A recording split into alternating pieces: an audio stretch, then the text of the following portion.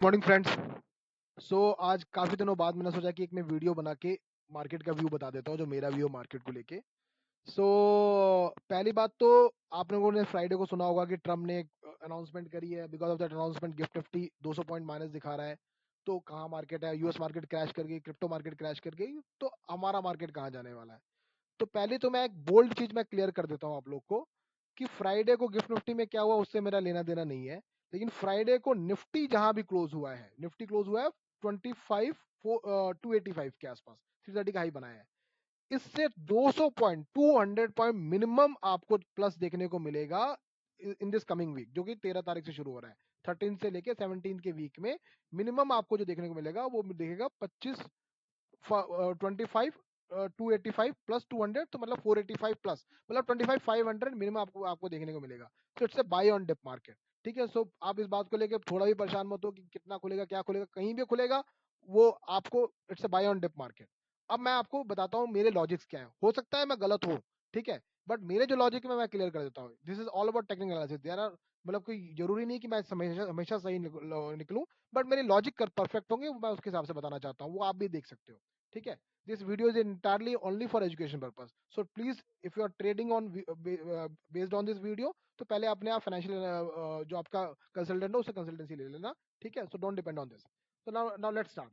तो पहले तो आप ये देखो निफ्टी का डेली चार्ट है, ये चार्टिंग मैंने खोला है। तो सबसे बड़ी बात ये है कि हम चार्ट की बात करते हैं डेली चार्ट में, कि एक तो क्या है कि हमें लगातार हमें को यहाँ पे लो बना है, यहाँ से बाइंग देखने को मिल रही है। तो सबसे पहले तो मार्केट इस पैटर्न को पूरा करेगा। ठीक है। ये जो पुराना हाई है इसको टच करेगा। ठीक है। तो वो इस हाई के पास जाएगा। दूसरा सबसे बड़ा रीजन है, क्योंकि पिछले हफ्ते वीक क्लोज हुआ, तो मैं वीकली व्यू आपको बता दूं। एक ये मैंने वीकली चार्ट लगाया, एक सेकंड। वीकली चार्ट में आप देखो कि अब हमारे पास दो व्हाइट कैंडल बन गई है, अब तीसरी व्हाइट कैंडल बनने की तैयारी है। तो ये 3 व्हाइट शोल्डर बनेंगे, इस पैटर्न को पूरा करेगा मार्केट। ठीक है। Now let's come to the, ये तो नॉर्मल चीज थी, अब मैं now let's come to the main चीज, मेन थिंग।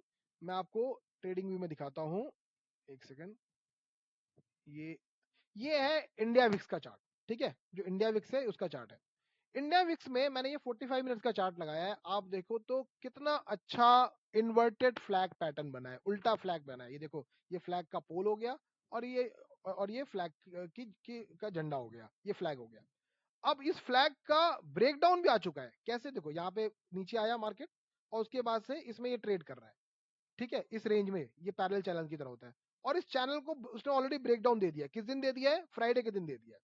तो अब ऑटोमेटिकली मिनिमम टारगेट जो बनता है, ये जो फ्लैग की हाइट है उसका टारगेट बनता है। तो वो कितना बनता है, किसका टारगेट बनता है? इंडिया विक्स का। ठीक है। और विक्स गिरता है तो फायदा क्या होता है? तो इंडेक्स ऊपर जाता है। ठीक है।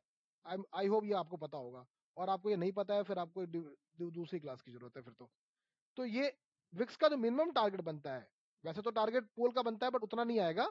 तो पहला टारगेट जो बनता है वो बनता है 9.8 के आसपास, 9.8। तो अभी क्लोज कहाँ हुआ है? 10.1। मतलब यहाँ से 10% तो विक्स कम से कम गिरना ही गिरना है। 10.10 पे है ना, तो 10%। तो जब 10% विक्स गिरेगा तो वैसे ही आपका 200-300 पॉइंट तो निफ्टी कहीं आराम से चढ़ जाएगा। ठीक है। तो एक चीज ये है। दूसरी इंपॉर्टेंट, पहला लॉजिक तो इंडिया विक्स बताया मैंने आपको। सेकंड मोस्ट इंपॉर्टेंट लॉजिक, ये एफ और डी की मार्केट एक्टिविटी है। अब आप देखो, ये एफ का आपका डेली का डेटा है। एफ रोज बाई कर रहे हैं पिछले 5 दिन से, 1 2 3 4, मतलब पूरे हफ्ते उन्होंने बाइंग करी है। और अब मैं मंथली पे जाता हूं, तो अक्टूबर बहुत दिनों बाद, मतलब कि ऑलमोस्ट जुलाई के बाद ऐसा महीना आ रहा है जो कि नेट सेल एफ का बस 200 करोड़ हुआ है।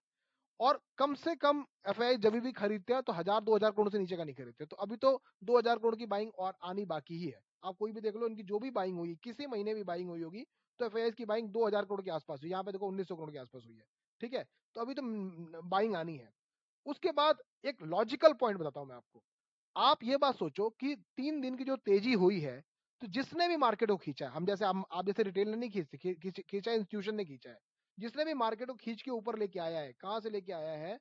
आपका ये, जिस बड़े प्लेयर ने भी खींचा है, यहां से खींच के करीब 24,615, 24,615 से लेके यहां तक लेके आया 25,271।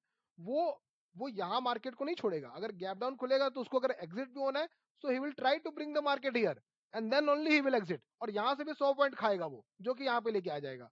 तो ये मेरे 3 बड़े लॉजिक है। ठीक है, मैं गलत हूँ, सही हूँ, वो बात की बात है, बट मेरे लॉजिक क्लियर है, अगर आपको समझ में आता है तो आप